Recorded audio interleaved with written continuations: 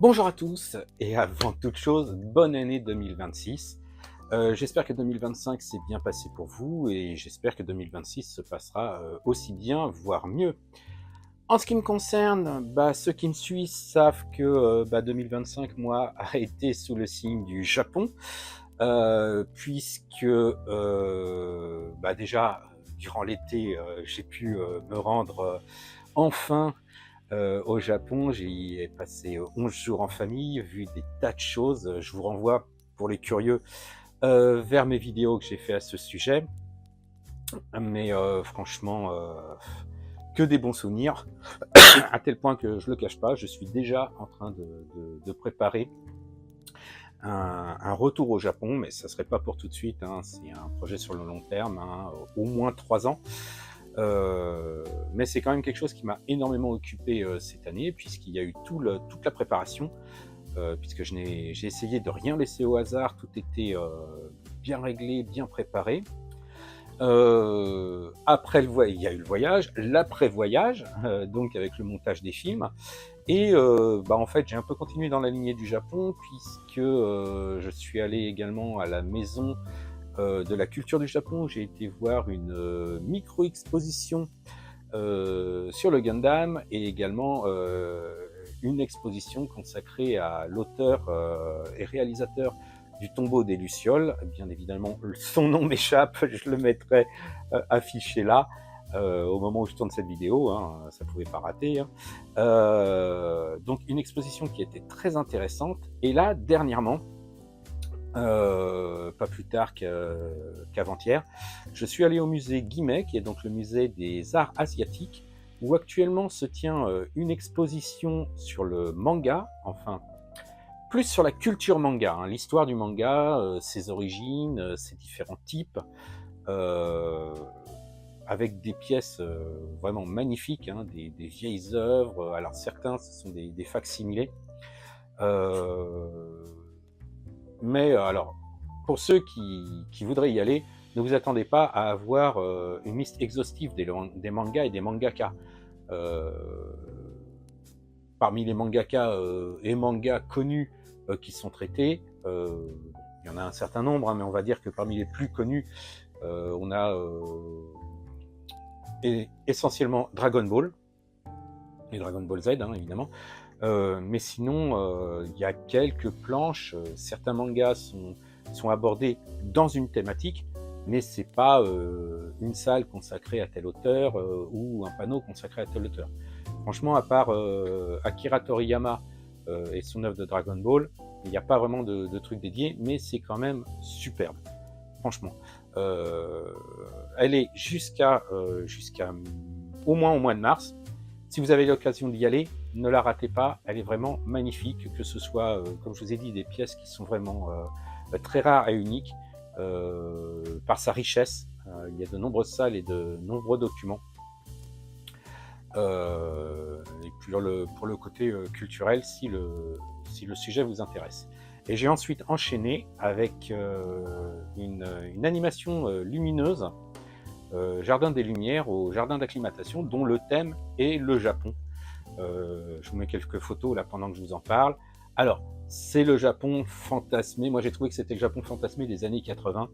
Euh, mais c'était vraiment dépaysant, c'était très sympa.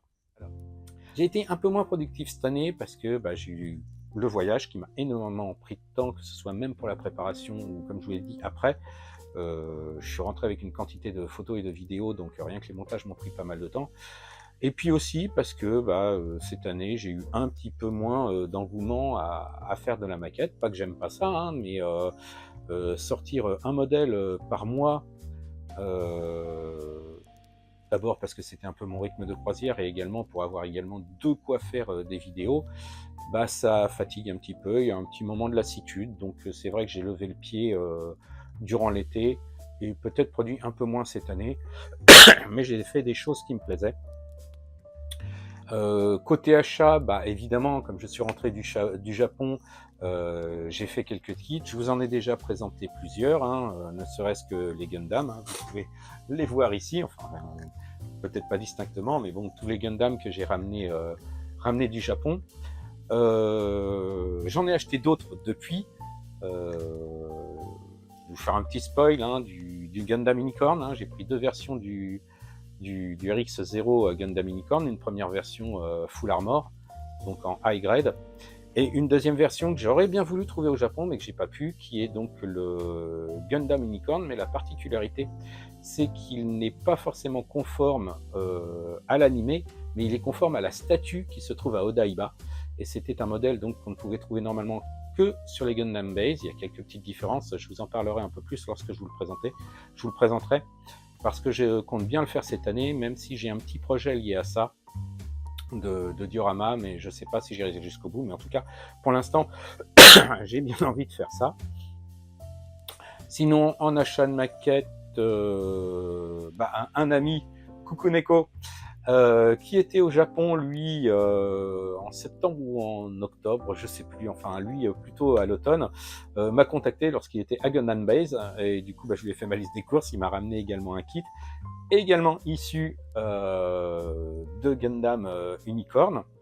Donc voilà, côté Gundam, j'ai de quoi faire. Côté figurines aussi, j'ai quelques résines à faire. Du Japon, j'ai également ramené 2 châteaux à monter en maquette, hein, le château d'Osaka et le château de Himeji. Sachant que les deux n'ont pas du tout la même finition. Himeji est une gamme supérieure à Osaka. Osaka, c'est vraiment le château qu'on monte en 3 pièces. Donc je vais essayer de pimper un peu ça. Et côté maquette, j'ai encore du stock, hein, parce que j'en ai pas mal qui ne datent pas, dont l'achat ne date pas de cette année, mais qui... je regarde là en ce moment, c'est pour ça que j'ai le regard qui biaise, parce que je suis en train de regarder tout ce que j'ai à faire, hein, c'est stocké là, mais qu'il faudrait que je fasse aussi, même si je commence à avoir un petit problème de place. Donc il va falloir que j'optimise un petit peu tout ça. Donc voilà pour les projets à venir. Les projets concernant la chaîne, je vais continuer à alterner entre le geek, donc des ouvrages, des artbooks. Là j'en ai reçu un il n'y a pas longtemps, pas plus tard qu'aujourd'hui même, pour vous dire la vérité. Je pense que ça sera la première vidéo de cette année, parce que la première vidéo que j'avais prévue concernait un kit que je suis en train de faire en ce moment. Malheureusement là je suis bloqué parce qu'il me manque des éléments pour pouvoir le terminer. Donc malheureusement je pourrais pas faire la vidéo en temps et en heure. Déjà que c'est un kit normalement qui est lié à un concours, j'espère pouvoir le finir avant la date de clôture du concours. Donc il est mi-janvier, donc j'ai encore un petit peu de temps, mais ça devrait le faire. Également, je me tâte aussi parfois de faire des vidéos un peu plus courtes pour vous parler, alors toujours dans la catégorie geek, mais des mangas qui m'ont plu et qui sont pas forcément très connus, hein, bien sûr. Tout ce qui est Hojo, j'aime beaucoup, c'est mon auteur préféré, donc ça je vais pas vous présenter parce que vous connaissez sûrement, à part peut-être certaines séries comme ces ensembles d'histoires sur ces 3 ouvrages avec les histoires à l'intérieur, hein. Donc il y en a 3, il y a Mélodie de Jenny, le cadeau de l'ange et le temps des cerisiers, je crois. Il y a également son triptyque sous un rayon de soleil. Donc qui sont des œuvres qui je pense sont un peu moins connues et qui peuvent être sympas à vous présenter. Family Compo qui est peut-être un peu plus connu mais pas forcément du grand public. Et d'autres mangas que j'aime beaucoup, d'autres auteurs assez connus. Des Nakare est assez connu je pense.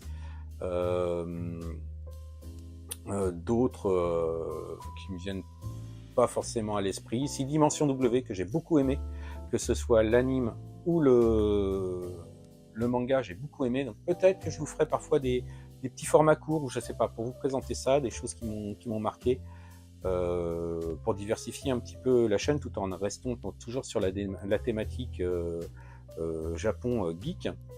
À voir, je sais pas encore, c'est des idées comme ça, mais bon, ça prend du temps, et du temps j'en ai pas forcément énormément. J'espère. Alors qu'est-ce qui est prévu également pour l'instant il n'y a pas de concrétisation, et j'aimerais bien au moins faire une expo. Donc si Auxerre se confirme pour l'année prochaine, puisque ça a été annulé cette année, j'aimerais bien exposer cette fois-ci, donc pourquoi pas vous rencontrer si vous passez par Auxerre le jour des Galactic Days, ça sera un grand plaisir de vous voir. Je ne serai pas seul, hein, il y aura sûrement, enfin sûr et certain, il y aura l'ami Ratatars et peut-être d'autres de la bande. En parlant de la bande, bah, j'espère qu'on va refaire également d'autres vidéos, que ce soit des pseudo-lives ou lorsqu'on se rencontre, pourquoi pas justement sur les salons, comme ça a été le cas à Tours au mois de juillet, refaire une petite vidéo ensemble, que ce soit des unboxings ou même des pseudo-lives, hein, c'était très sympa avec Yvan et JR, ça avait été un très bon souvenir à Tours, surtout que bon, certaines personnes ont l'air demandeuses de ce genre de choses, donc ça serait pas mal qu'on arrive à refaire ça, et vous présenter d'autres kits. Parmi les vidéos également, il y aura un peu plus d'unboxing cette année, bah, pour la simple raison, hein, comme je l'ai dit sur certaines vidéos, bah, mon fils a ramené des maquettes que j'aimerais bien vous présenter, hein, des maquettes Gundam, plus ou moins exclusives, au Japon et à Gundam Base. Mais par contre, il est moins productif que moi pour d'autres raisons, hein. Lui, son truc actuellement, c'est plutôt les figurines Donjons et Dragons que je lui imprime. Alors pas forcément des figurines Donjons et Dragons, c'est des figurines que je lui imprime. Il est tombé aussi dans le Warhammer, donc il faudrait que je vous présente un petit peu ce qu'il fait, parce que bah, moi je trouve son travail génial, donc j'aimerais le partager. Hein, je partage pas forcément que ce que je fais, j'aime bien aussi présenter le travail des autres lorsqu'il est de qualité, et c'est pas seulement parce que c'est mon fils. Je le dis avant que les mauvaises langues le disent. Sinon, bah, j'ai fait un petit peu le tour, il n'y a pas grand chose à vous dire de plus, on verra bien de quoi sera composée cette année 2026. Mais justement, hein, encore une fois, je vous souhaite une très bonne année, profitez bien, et je vous dis à très bientôt. Ciao!